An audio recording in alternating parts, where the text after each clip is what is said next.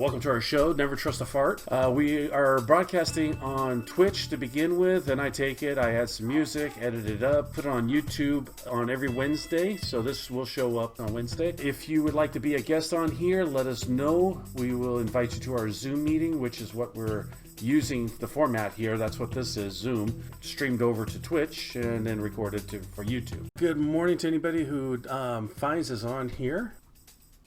Welcome to Never Trust a Fart. We are going to be streaming live on Twitch here, as it's our, we've already established many different ways. And so, of course, end up on YouTube.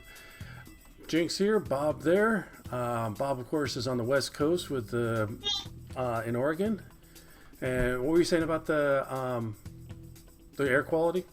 Well, our air quality goes anywhere from the 400 range down to the 290 range. It's nasty out here. I call it hickory flavored air. I can imagine. Always feeling like you're at a campfire. That's exactly it. And the smoke's always blowing your face. And I'm pretty resilient for stuff like this, at least respiratory. One thing you need to keep an eye out for, especially if you're in the smoke area. So if you're in California, Oregon, Washington, and according to our meme, not in Mexico or Canada. Yeah.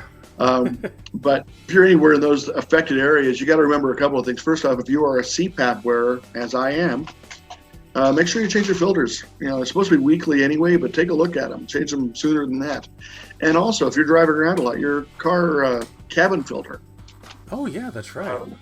That is a very important thing because that's your main protection from what's outside. Exactly. Once everything gets clogged up in the filter, it's going to choke off that engine, and it's going to be starving for air. It'll burn a lot more gas. Hit you in the pocket. And you'll be starving for air, too, because it's partially giving you the... That kind of bothers me. I just don't like seeing people do this to hurt other people. And I'm hearing reports of cattle that were in their field trying to get out. They go through the main gate that they knew and nobody was there to get them. Mm-hmm. So you have the carcasses of cattle out there, the skeletal remains. You have a boy and his dog that couldn't get out of their house. They just sat in the chair and they cuddled until they died. You have a woman out here. You all heard of Harry and David. Harry and David is a big thing here in Southern Oregon. It's a big employer out here. And one of the people from Harry and David, she couldn't afford to live anymore, so she canceled her homeowner's insurance a week before this happened. Oh. So now she's retirement age with nothing. Yeah. With zero. And you hope that Harry and David is doing things on behalf of their team members. And according to their team members, they are. But, nobody could really expect your employer to go buy you a brand new house. That's just not going to happen. Exactly. It's horrible. It is really horrible. Some of the neat things to see, though, driving down Interstate 5, for those of you on the other coast, that is our main north-south corridor between Canada and Mexico. And you see the fire retardant drops on the freeway. So you're driving through a pink stretch of freeway where they laid it out there, put out the fire to coming onto the freeway and getting really close to a truck stop gas station. So you can see the skills they've had, and it's impressive. And I'm seeing, there's fire jumpers, the parachutists that jump out of perfectly good airplanes in perfectly hellish conditions. You're seeing those all over the place. Don't mind me, I'm just getting picture orientation here. Oh, I thought you were trying to give me a signal. Shut up! You're going too far. You're going too far. No, actually, I was just picturing if I were to say where the pictures are going to be popping up for the YouTube video, I was just seeing where's it going to be? And it's going to be right there between us. Just out of curiosity, what side is that? Have you ever seen the TV show The Librarians? Oh, yeah. My wife loves that one. And there's a cute little redheaded woman in there that's always nice and prim and proper. She dresses like little school marm or something like that. But every time she thinks, she's all doing all this stuff. And oh, yeah, I that's thought right. you were doing that. Yeah, that's I thought you were doing that. Yeah. Now, back on the N95s, I'm going to segue into what's behind me. For those of you who kind of wonder what changed my picture, that's chili dogs. Huh? Chili dogs. It does look like chili mustard. Dogs. Yeah. Well, what looks like mustard is actually the coronavirus, from the electron microscope. That's the actual thing, not an artist rendition. Uncle Zoo's bat flu. Yeah, and the red is not what's that, sour gummy whatever. It's actually sour silk. gummy worms. That is what? I'm sorry, I interrupted. Silk. Silk. S-I-L-K. Oh, silk. I got you. Okay. Yeah. I thought you said silt as an M-U-D. No. So, sorry. Yeah, no problem. I saw this morning, going, just train of thought, how our conversations usually go. You talked about, squirrel, global warming, and there's two, down in Antarctica, two glaciers that are just barely holding on. Apparently, if they were to fall into the ocean, they're saying that the ocean levels will rise 10 feet. That's how big these glaciers are. That was in, I forget where I saw it, but it was reputable, not just a fly-by-night, hey, watch out, mass panic. Well, yeah. There's a little bit of background behind me right now. Somebody's busy. She's in a school break because we're doing online learning at home. Oh, yes. At least your teacher's cute. So. Yeah, it's like when we first started homeschooling, we were trying to see how we can get our kids transferred to another class, but it didn't work. I want to see if I can get my kids transferred to another house right now. Yeah. Because, 3 kids at home doing school is not my idea of fun. Ours is doing it from time to time. Like I texted you earlier, it's more of a teacher work day kind of thing, because all last week was virtual. The week before was the first week back in school. Now they're back in school the second day this week. And I think they get, like 1 or 2 days here and there remain somewhere in the month, so they're interspersing it. We've already had one staff member come down positive, several people quarantined. Excuse me. Yeah, no problem. I'm not dying of that thing behind you. Mine is purely smoke. You sure? Yeah, for sure. No, my wife is very, concerned about something like this, about the whole COVID thing. So we take extra measures around the house. And, we've talked about this in the past. Yes, I believe in that yellow thing behind you. I believe it exists. However, I believe it's been weaponized and politicized. So, I totally believe it's there, and I understand what you say about the stuff. And comorbidity is a big thing we're worried about, because both of us are in a comorbidity. Actually, I've met my first patient that did not have any other comorbidities, and she was tubed, and she's doing better now. In fact, she should be home now. But all the patients I've had one that didn't have comorbidities or immunocompromised. Wow. Well, she's really concerned about it. So sending our kids off to a Petri dish paid for by our tax dollars wasn't her idea of fun. Yeah, so exactly. She opted to have all the kids stay home all year and do the online school, which really bothers me, because you and I both grew up as social butterflies. We needed to be around crowds of people and interact with people. And when I see I believe those days will come back. Oh, I think it will too. But when you're an 8-year-old kid, that is a majority of your life. Yeah. Especially your friends at school and all that. You and I have the ability to, like we have been. We've been separated for 4 years? We haven't seen each other like 4 years now. 5 years? About that. No, it hasn't been that long because, man. Oh, no. It has been a while. My mother-in-law's funeral. Yep. So a couple of years. I think 3. We still have the ability to sit back and talk anytime we want to. Yeah, and now that we got this kind of friendship. Yeah, with this platform too, we can catch up more than we ever had in since we stopped working at New United Motors. Right, exactly. Unfortunately, my 8-year-old doesn't have a chance to get on to Twitch or Zoom or YouTube or any of these other platforms in which we use. So I feel kind of sorry for her. My oldest kid, she would like to be a night walker. The queen of the damned. Black hair, black nails, black everything, living in a black room. Pardon? She's going goth now? She'd like to if I'd let her. Ah. There's one big roadblock in her way. Yeah, major thing. And my son, she's actually happy with being alone. She'd much rather just not be with anybody. She has a few people she talks to online, and that's it, including a boyfriend way out in Southern California. But, I figure... My youngest daughter, she's pretty much the same way. Every time I turn around, I'm trying to find some outlet for her to... so that way when me and her mother are no longer, I don't have to worry about her. Of course, I won't be worrying about much then, but you get the point. Well, I keep on telling my kids that I'm the next one in the house who has to change diapers on, so. That'd be nice. Anyway, now my son, he's the one, he's actually finding ways to kind of circumvent the whole lockdown thing. He's active in his school band. He's active in his church band. He's active in another band that they're throwing together, a garage band. think their name is, was it Captain Crunch and the Serial Killers or something like that? Oh, I love it. But anyway, just shout out to Captain Crunch and the Serial Killers. But he's getting out and doing that stuff. And then with the fires, he's finding a new outlet to be able to go out and volunteer. And, oh, hey, here's a big shout down to the Red Cross. I have a marketable skill. I'm a chef. So let me get out there and burn a couple of burgers for burn survivors or for fire survivors or their refugees. We have them all over town here. Yeah, they provide the food. You'll prep it. Yeah, they refuse me unless I have my own personal kitchen I want to bring.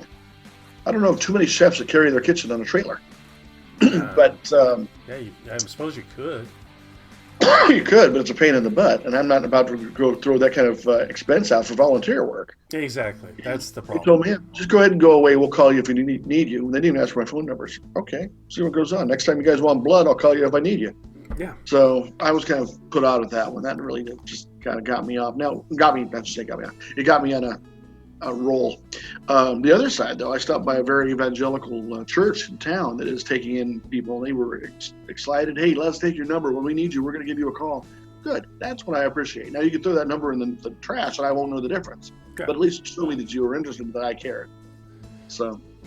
Exactly. We're here to help each other.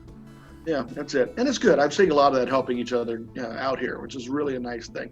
You know, it's been said in the past that wars take out or bring out the worst in governments, but the best in people. Mm-hmm. Okay, and I believe that. Okay, there's just multiple stories about like the Christmas Eve in the Argonne Forest with the Germans, and I think it was the British, had a Christmas Eve truce, and they shared libations and had a snowball fight. Yeah. And then they got back to kill each other tomorrow. You know, appropriate job for them. Exactly. There's a lot of stories of people who are brothers in organizations, say the Masons or something, to meet each other on the battlefield, and they will give a special dispensation to another one for that reason. I'll let you go because of who you are, but let's not get together again. So it does bring out the best in people, and I don't care what's going on with our government and all the he said, she said, and you know, he did this. That whole Christmas thing, that was mostly World War I. I don't think that was exhibited too much on World War II, if I remember correctly. No, I don't think it was. I think there was a couple of small instances in World War II. I know of a couple of stories because I actually wanted to write a book on it. We worked with a gentleman, or my father worked with a gentleman who was an example of that. World War II German soldier who got picked up by the British. And they made him stand on top of a Tiger tank and put a 50 caliber or whatever their equivalent is in his mouth as they racked it, and he was crying and saying his final prayers, and the tank commander said, throw him down, we'll keep him. And they made him into a POW, and he designed a lot of the robots that we use at New United Motor. Yeah. So interesting story. But anyway, yeah, it was World War I. I think it was in the Argonne Forest. Not too many things like that in World War II. You're possibly right. But anyway, I'm seeing a lot of people out here, regardless of what political ends are, helping each other out. And I think that is so cool. I like watching that after a hurricane, a flood, a firestorm, an earthquake. Let me put a little shout out and put a little graphic on the video too. You remember Dirty Jobs with Mike Rowe? A couple years ago, he started a Facebook video that was called Paying It Forward. I think I've seen it. Yeah, I think I mentioned it to you. Before one of any of viewers, it sits there and does exactly that. It finds do-gooders and helps them out. Rewards them by helping them. Basically, if you were to be doing that cooking thing, if they were to do it for you, they probably set you up in the mobile kitchen. Kind of thing. Well, it would have been nice, and I can see a lot of instances where it would help out, and I'd be willing to do it, but. Unfortunately, room in finances will kind of permit, keep me from doing it. But if somebody else wants to help me out, I'll totally give you my phone number. But yeah, I like Mike Rowe's way of looking at life too. Yes, it's apolitical, and it's helping people out. It's remembering who we are, who the common man is, and we get so tied up in watching TV news and Facebook videos about all the bad guys out there that we're being manipulated. Oh, big time. By the opinion news, what Trump called fake news. I that's a very harsh term to use. It's more like opinionated news. Yeah. CNN and MSN. Both the left and the right. When they sit there and they tell you how to think about something, they're giving opinions. I think that is the onset of the problem right there. And I don't want to use CNN as my basis on it. I have no means to slap CNN with this one. But its very name implies cable network news, which means it was the first 24-hour news cycle that we had. Back when it was reporting the news. Right. And there were days in our lifetimes that there was a slow time. Yeah. There was not much happening. Yeah. Israel and somebody are shooting each other, and Russia's invaded somebody, and the American unemployment's high. Now, that was our typical news day. Yeah. And now we had to find people to go out there and fill that time, because we're paying for all that on-air time. So now I better give somebody's opinion. Yeah, and that started a whole bunch of issues. Give me 1 second here. Give me 1 second. No. Sorry about that. I had somebody waiting and waiting and waiting and waiting. And then when I finally muted and asked, she goes, "Can I have an ice cream sandwich?" No! That was so important to interrupt this conversation. Yeah, my 7 and 9-year-old do the same thing. Yeah, okay. Well, mine's an 8, so it's between a 7 and a 9-year-old. There you go. It must be the age thing, And it's like... It's got to be. Don't you hate it, though, when they sit there, they interrupt you, and you're sitting there, okay, what is it? This better be good. Oh, never mind. I drew you a truck. Huh? I drew you a truck. Oh, yeah, that's half the time. The other half is, oh, you'll just get mad. No, what? No, I don't want to say you'll just get mad. It's like, okay, you're wasting more time now. Exactly. Now I'm going to get mad if you don't tell me. Yep. Then I'll get mad when you do tell me. So. Just tell me, dang it. I'll tell you one. If people haven't noticed yet, I'm a very strong proponent of my Second Amendment. Yes. And right now is one of the few times I'm not armed. Because I'm just walking around in sweats, basically. Well, you're in the sanctity of your own home, so theoretically you should be allowed. But you also know me well enough to know there's something at least within 6 feet of me. Yes, I remember a shotgun coming out the front door every time I knocked at odd hours. Last night, came home, and I really had to go to the bathroom. Mm-hmm. So I go rush into the bathroom. Excuse me, that's smoke, I'm serious. I get into the bathroom, and I get ready to drop my drawers, and in comes the family dog. You can't do anything in the bathroom without the dog knowing it. Yeah. You can't go anywhere without the dog knowing it. That's just the dog's job. Mm-hmm. So the dog comes in, and I drop, and I'm carrying a 9mm on the hip, and I'm in my own bathroom, so if it lands on the deck a little bit, I'm not too worried about it. So I drop the drawers, and it thumped a lot earlier than it should have thumped. And I looked down, and I totally pistol whipped my dog. Poor dog. Now I'm sitting back doing my business, holding direct pressure on the dog's head, trying to convince her that she didn't do anything bad. She just got in the way of my gun as it was, and holster, as it was sliding down my thigh. Gravity sucks. And then, of course, I got to tell my family why the dog has a scab on her ear and why I pistol whipped the pooch and all that fun stuff. So if you do ever decide to conceal carry, watch out for the dog when you're dropping your drawers. That's it. That's your tip for the day. Exactly. Yeah, I'm full of them. Have you had a chance to look at some of the videos we've already posted? I have. I've taken a look at them. Yeah, what do you think? Usually I think they're pretty good. They're looking pretty good now. I keep the volume down because I know what we said anyway. Mm-hmm. And it's usually at like 2, 3 o'clock in the morning if I can't sleep and I don't want to wake up my other half. So I'll turn them on and watch them. And they're looking pretty good. I think Bob and Tom have something to watch out for. They better look behind them. And Russ Limbaugh, he's not going to be, he won't be around much longer possibly. So, I think we got ourselves ready to go. I'm just waiting for the money to roll in. Thanks for joining us with Never Trust a Fart. If you want to support us, please go on to Patreon. You can see it on the graphic right there on how to get to it. We call in on Zoom. Thank you, Zoom. Record it on Twitch. Then I go ahead and take that recording, edit it, and we place it on YouTube every Wednesday. If you like this video, please hit the like button. If you can subscribe, that would definitely help us out. Thank you for tuning in, and we'll see you on the next one. Peace.